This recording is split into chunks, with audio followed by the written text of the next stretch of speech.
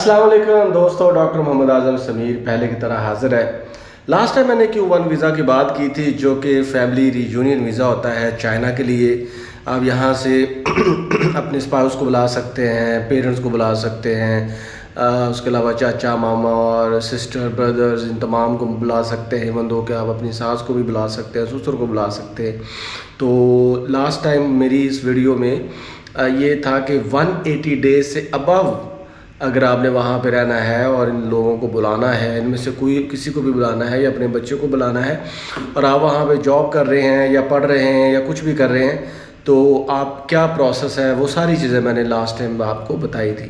आज मैं बताऊंगा कि जब आप अपने स्पाउस को वहाँ पे ले जाते हैं तो उसके बाद का क्या प्रोसेस है, Q1 वीज़ा पे किस तरह वहाँ पे सस्टेन करते हैं, कैसे आपने रेजिडेंट परमिट लेना है, सिटी पुलिस ब्यूरो के ऑफिस में कब जाना है, कितने टाइम तक आपको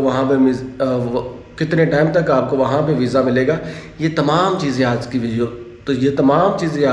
वीडियो में मैं बताऊँगा। देखिए भाइयों, मान लीजिए कि आपको Q1 वीज़ा अवॉर्ड हो गया, ठीक है, आपने वहाँ पे चले जाना है। 1 माह के अंदर अंदर आपने उसको एक्सटेंड करवाना होता है। कोई भी वीज़ा चाइना को आपने 1 मंथ तक उसको एक्सटेंड करवाना होता है, S1 S2 X1 X2 J1 J2 या आपका Q1 Q2, या इसके अलावा भी 2-4 वीज़े हैं, Z वीज़ा और दूसरे वीज़ास, ठीक है, अगर वो 1 माह से ज़्यादा के अरसे पे बेस करते हैं तो करता धरता जो वो बंदा है जो बुला रहा है, फॉर एग्ज़ाम्पल एक हस्बैंड है वो अपनी वाइफ को वहाँ पे बुला रहा है, या एक वाइफ है वो अपने हस्बैंड को बुला रही है या बच्चों को बुला रही है, फॉर एग्ज़ाम्पल कि वो वहाँ पे पढ़ रहा है, स्टूडेंट है PhD का या पोस्ट डॉक्टरेट का या मास्टर्स का, उसने ऑलरेडी वहाँ से एक लेटर बनवाया होगा जिसकी बेस पे आपको यहाँ पे Q1 वीज़ा मिल गया।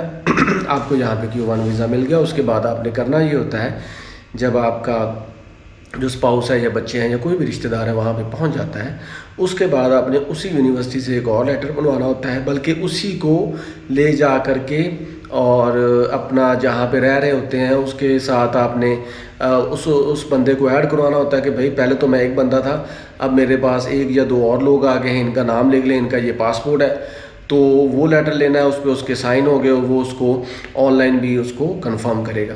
उसके बाद जी आपने बाकी डॉक्यूमेंट्स लेकर उनका पासपोर्ट लेना है, इसके अलावा उनके हेल्थ के डॉक्यूमेंट जो वहाँ पे उन्होंने अपने हेल्थ के एक्सरेज वगैरह करवाए हैं, जो भी चाइना को पंक्चर से उन्होंने डेफिनेटली कोई अपने हेल्थ के डॉक्यूमेंट्स लिए होंगे। इसके अलावा एक्सरेज रिपोर्ट्स, इन तमाम चीज़ों को लेकर के तस्वीर तो खैर वहीं पे आपकी सिटी पुलिस ब्यूरो में वो ले लेते हैं।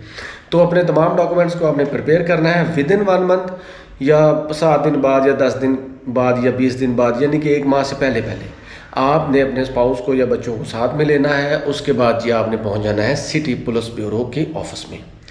वहाँ पे जा कर के जी सबसे पहले आपका टोकन होगा, वहाँ पे आपकी तस्वीर होगी, 3-4 आपने मरले गुजारने हैं, एक पे आपके फिंगरप्रिंट्स होंगे, एक पे आपका पासपोर्ट स्कैन करेंगे, एक पे आपकी तस्वीर लेंगे, और इस तरह कर करके आपको अपनी बारी का इंतज़ार करना होगा।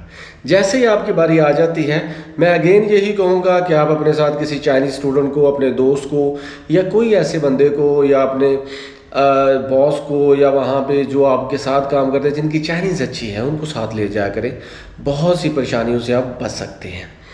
तो मान लीजिए जी आप वहाँ पे चले गए हैं, चाइनीज़ स्टूडेंट या चाइनीज़ दोस्त आपका साथ है, वो डेफिनेटली, और अगर आप वहाँ पे जॉब करते हैं तो जो आपका एम्प्लॉयर है वो किसी बंदे को ज़रूर साथ में भेज देगा जो आपकी वहाँ पे हेल्प करेगा। तो जी वहाँ पे जाके आपने करना ये होता है कि वो विंडो पे या सीट पे जाके आपने बैठ जाना है, तमाम डॉक्यूमेंट्स उनके सामने प्रेजेंट करने हैं, उन्होंने उसको देखना है। देखने के बाद जब उनको पता चल जाएगा कि तमाम डॉक्यूमेंट्स पूरे हैं, इस सिलसिले में ये है कि आप अपनी एयरलाइंस का जो कूपन होता है ना, वाउचर जो आपको देते हैं वहाँ पे, उसको भी संभाल के रखा करेंगे, भाई मैं इस एयरलाइन से आया हूँ, वो मांग सकते हैं।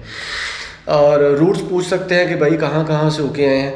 लेकिन अगर आप किसी यूनिवर्सिटी में पढ़ते हैं तो कोई स्टूडेंट या यूनिवर्सिटी का बंदा ISO या ISA का कोई फ़र्द आपके साथ है तो फिर कोई ज़रूरत नहीं, वो खुद ही बता देगा कि भाई ये हमारी यूनिवर्सिटी में ये बंदा है, उसने अपने स्पाउस को या बच्चों को या किसी को भी बुलाया है, तो हम इसको कन्फर्म करते हैं, हम जनाब इसकी तस्दीक करते हैं, तो फिर कोई मामला नहीं है, ठीक है। वो एक फॉर्म होता है, उस फॉर्म पे आपका पासपोर्ट नंबर, आपका नाम, आपका पता, सारा कुछ लिखा होता है, यानी कि वही आपके डॉक्यूमेंटेशन में बहुत ज़्यादा हेल्प आउट करते हैं आपको।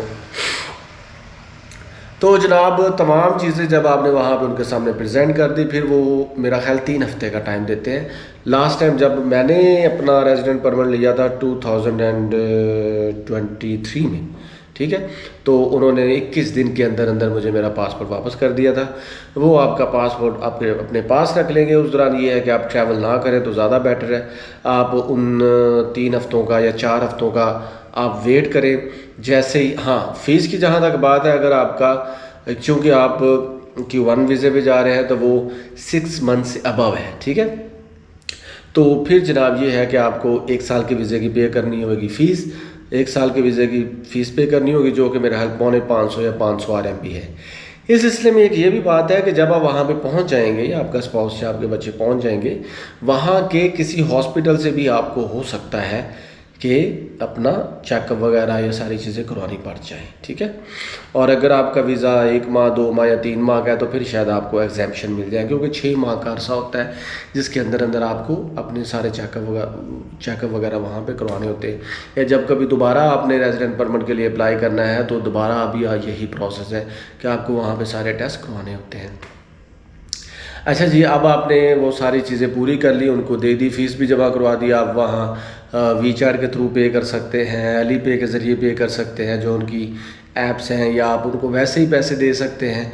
उसके बाद जी आपको वेट करना होगा जब आपको पता चलेगा कि आपका वीज़ा आ गया है, या वो आपको ख़ुद कॉल कर लेंगे, बल्कि आप भी उनको कॉल कर सकते हैं अगर आपकी चाइनीज़ अच्छी है। अगर तो आप किसी यूनिवर्सिटी में पढ़ते हैं तो हो सकता है कि वो आपकी यूनिवर्सिटी में ही इत्तला दे दें कि भाई इस बंदे को भेज दें, इनका वीज़ा कन्फर्म है। आप वहाँ पे जाएंगे या जाएंगी तो अपने पासपोर्ट को कलेक्ट करेंगे या करेंगी।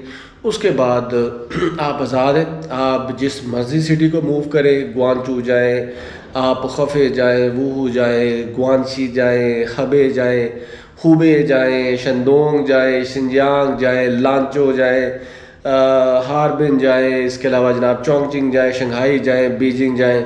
मैं कहता हूँ जहाँ भी जाएँ, गुआंगडोंग प्रोविंस जाएँ या फेशी प्रोविंस जाएँ, एनहुई प्रोविंस जाएँ, कहाँ भी जाएँ, you are freely to move anyway, ठीक है। तो ये है दोस्तों एक लमसम सा, एक प्रिसाइज सा प्रोसेस जो मैंने बता दिया। फिर भी अगर आपके मन में कोई क्वेश्चन हो, कोई सवाल हो, तो भाई से पूछना मत भूला करें। As far as me is concern, मैं कोई वीज़ा एजेंट तो नहीं हूँ, लेकिन आपको गाइड करता हूँ, ये मेरा डिस्क्लेमर भी है। तो रिक्वेस्ट यही होती है कि भाई इस वीडियो को आगे भी पहुंचाया करें, लोगों को भी बताया करें। बहुत से स्टूडेंट हैं जो वहाँ पे जाना चाहते हैं, बहुत से जो बिजनेसमैन हैं वहाँ पे जाना चाहते हैं। वहाँ पे जाने के बाद उनको बहुत सी प्रॉब्लम्स का सामना करना पड़ता है, so they can consult through their messages. तो आज तक के लिए बस इतना ही। मिलेंगे next country, next visa index के साथ। तब तक के लिए भाई को इजाज़त दे, अपना भरपूर ख्याल रखें। चैनल को सब्सक्राइब करना मत भूलें, लोगों को बताना मत भूलें, वीडियो को लाइक करना मत भूलें, सब्सक्राइब करना मत भूलें, चैनल को आगे शेयर करना मत भूलें। अल्लाह हाफिज़।